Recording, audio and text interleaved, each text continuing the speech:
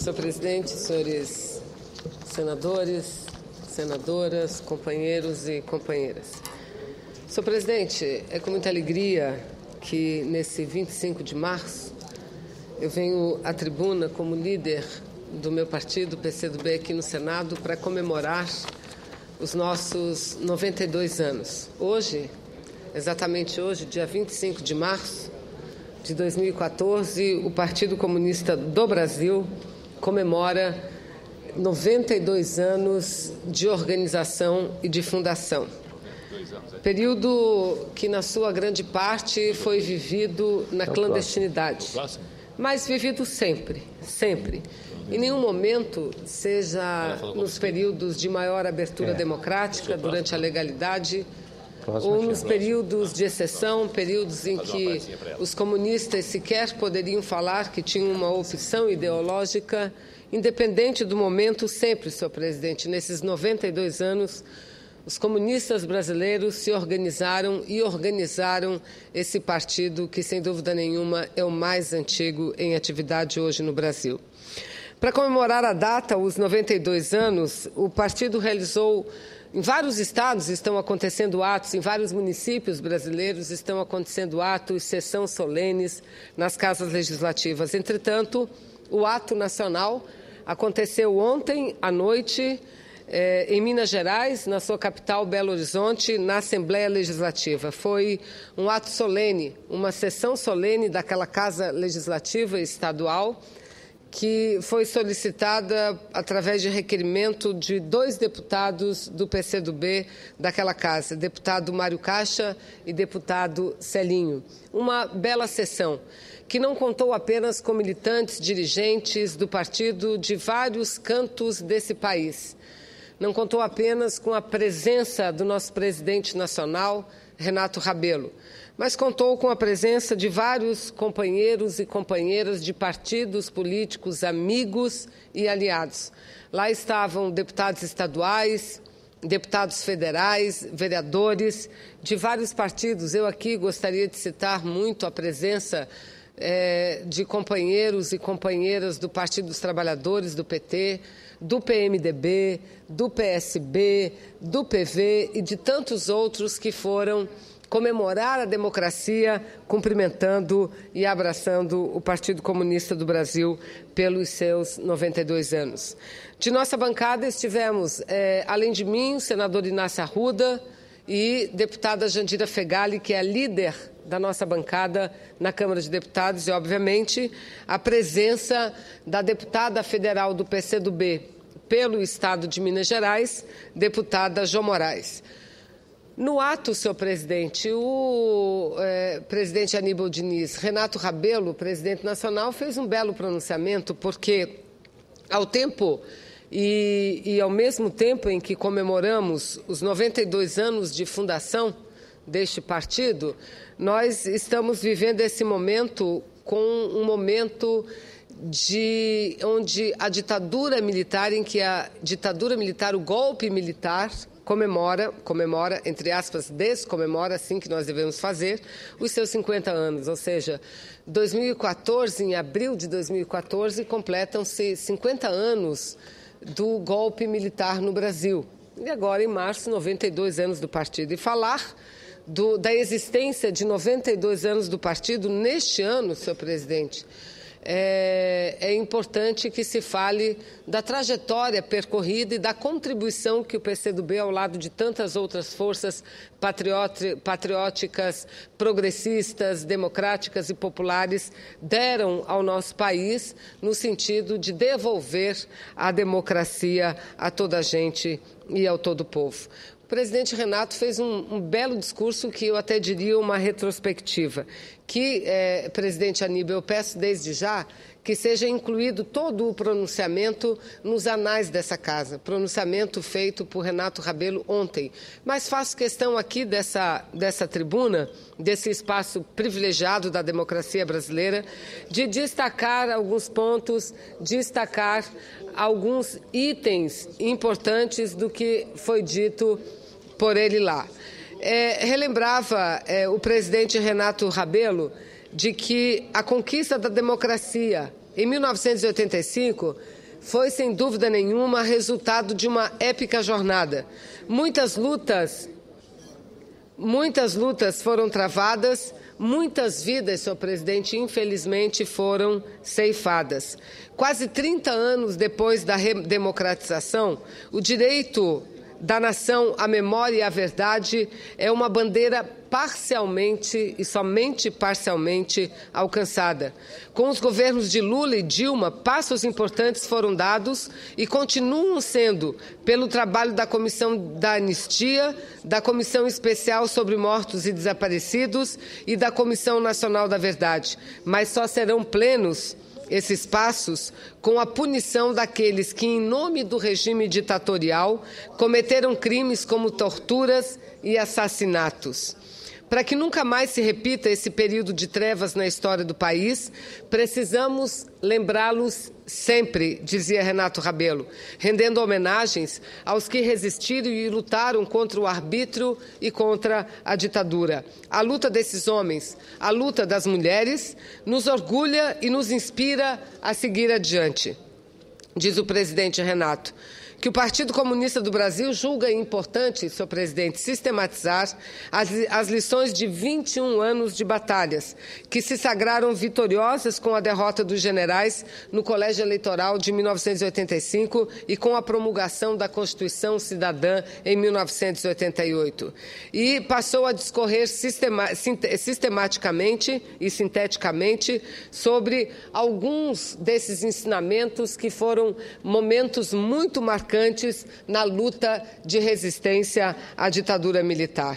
E iniciou este relato falando dos reais objetivos do golpe militar de 64, que, sem dúvida nenhuma, o objetivo principal era sepultar a democracia que se ampliava no governo do presidente João Goulart e, principalmente, conter e aniquilar todos os movimentos progressistas e populares que não só apareciam, mas apareciam com muita força naquela época da nossa história. E movimentos populares que lutavam a favor de reformas de base.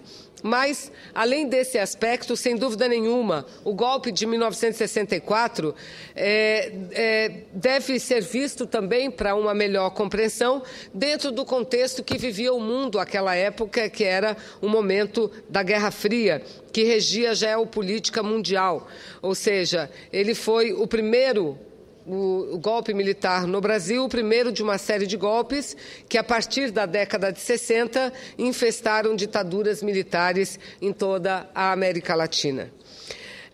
Contra o golpe, senhor presidente, desde o primeiro momento aconteceram manifestações de indignação e revolta por diversas formas por parte da população brasileira. E essas manifestações de resistência, de revolta, aconteceram em todos os 4 cantos desse país, ou seja, de norte a sul e de leste a oeste. Em relação ao papel do PCdoB na resistência e na luta democrática e na resistência à ditadura militar, senhor presidente. Ao longo da jornada heróica, relata o presidente Renato, que enfrentou e derrotou a ditadura, a grande jornada foi um grande feito do povo brasileiro. E o PCdoB, ao preço da vida de quase uma centena de dirigentes e militantes, participou inteiramente dessa jornada, empenhou-se abnegadamente nas diferentes batalhas e deu grande contribuição na definição da tática de enfrentamento à ditadura que evoluiu no decorrer da luta. O partido foi tecendo sua política de combate à ditadura, levando em conta a escalada autoritária do regime, a correlação de forças e o posicionamento dos demais dirigentes da frente oposicionista. Ante a ameaça representada pelo fortalecimento da oposição, àquela época, o regime militar reagiu como uma fera acossada. E, em 13 de dezembro de 1968, baixou o ato institucional número 5, o AI-5, passando a valer o pleno arbítrio. Com o AI-5 e a posse do general Emílio Garrastazu Médici, o regime assumiu claramente a feição de uma ditadura militar de caráter fascista. E diante de um regime que se mostrava cada vez mais brutal, elevou-se a determinação de diversos grupos opositores de que a resistência deveria ser feita de armas na mão. O PCdoB, que já estava convicto da luta armada, apenas teve a sua opinião e a sua convicção fortalecida, como uma forma de fazer frente ao banditismo de um regime truculento, sanguinário e fascista. E foi daí que nasceu a guerrilha do Araguaia. O PCdoB previra, já nos primeiros anos de arbítrio, que a ditadura viera para ficar. E ao tempo em que realizava o trabalho político na cidade, desde o final de 66, deslocava militantes para a região da Amazônia, banhada pelo rio Araguaia, situada no sul do Pará. Os comunistas buscaram juntar-se à população local e lançaram um programa no qual se comprometiam com os direitos do povo do interior. O fluxo de militantes perseguidos nas cidades aumentaria muito depois do AI-5. E no início de 1972 já eram 69 a quantidade de guerrilheiros e guerrilheiras deslocadas para aquela parte da Amazônia brasileira. No dia 12 de abril de 72, mais de 2.000 soldados iniciaram os ataques às bases guerrilheiras do PCdoB. Essa foi a maior mobilização no pós-guerra vivida pelas Forças Armadas brasileiras, numa ação que duraram aproximadamente 2 anos, onde muitos, quase que a totalidade, a grande maioria dos militantes, homens e mulheres, lutadores bravos do povo brasileiro, foram mortos, perseguidos pelas Forças Armadas, que davam base e sustentação ao regime militar. Mesmo derrotada militarmente, entendemos nós, e hoje tenho certeza absoluta que entende também o povo brasileiro, que a guerrilha do Araguaia cumpriu um papel relevante na luta de resistência, um papel muito importante, até nos dias de hoje, falada em nosso país. A coragem de seus integrantes de lutarem pela democracia ao preço da própria vida, até hoje é lembrada com muita emoção, senhor presidente. Nomes como Oswaldo Orlando Costa, o Oswaldão, Dinalva Oliveira Teixeira, a Dina, João Carlos Sobrinho, Juca, Helenira Rezende, Fátima, Antônio Guilherme Ribeiro Ribas, o Ferreira, e dos demais guerrilheiros e guerrilheiras estão na galeria dos heróis do povo brasileiro. E foi assim que se deu. E, continuando o relato do nosso presidente Renato, em dezembro de 1976, infelizmente, o Brasil sofre um segundo grande atentado. Graças a um dirigente que se tornou, à época, um traidor, houve a caçada à direção do PCdoB e aquilo que ficou conhecido como a chacina da Lapa. E eu me recordo muito bem, senador Cristóvão, porque era apenas uma menina, quando lia uma revista semanal do Brasil, com a matéria publicada na época, não tinha nem ideia do que se passava, mas a matéria dizia que terroristas teriam sido mortos pelos militares. Terroristas teriam sido mortos. Na realidade, era toda a direção, ou uma parte importante da direção.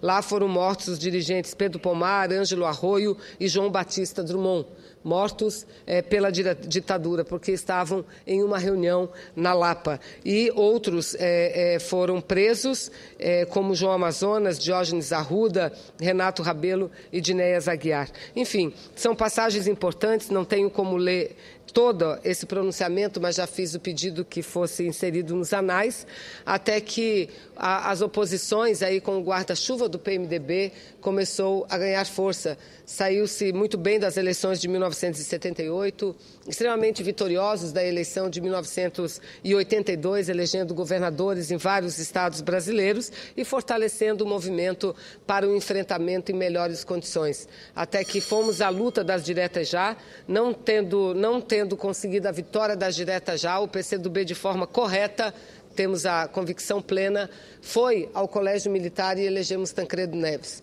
que não chegou a assumir, mas assumiu o senador, nosso companheiro, José Sarney, que de fato promoveu, iniciou a abertura deste país. Eu, se Vossa Excelência me permite, senador Aníbal, eu considero a parte ao senador Cristóvão. Uma parte muito rápida, senadora. Primeiro, eu acho que é interessante, importante relembrarmos aquilo que aconteceu 50 anos atrás, quando de repente apagaram todas as luzes do Brasil. Ainda colocaram uma parede nos cercando. E naquele escuro, pelo menos um poeta, Tiago de Mello, gritou: faz escuro, meus eu canto. E nós cantamos e gritamos, e o grito fez o dia.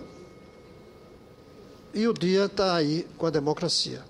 Mas eu acho que o importante do seu discurso é relembrar o papel do PCdoB. Foram muitos os heróis, muitos os mártires de mais diversos grupos.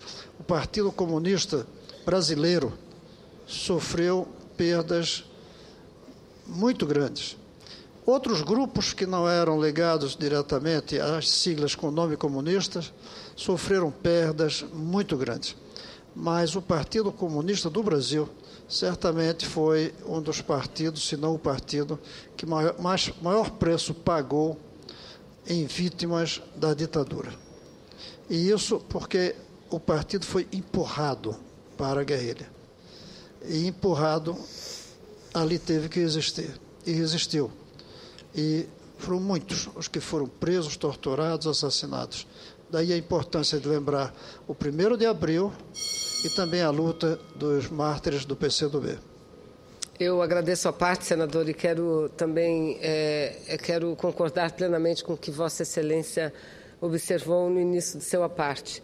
Nós não podemos deixar que essa parte da história não seja contada, e contada dentro do espaço que mereça ser contada, porque muitos dos jovens hoje não sabem o que se passou no Brasil há 30 anos atrás, que se iniciou há 50, 30, 20 anos atrás.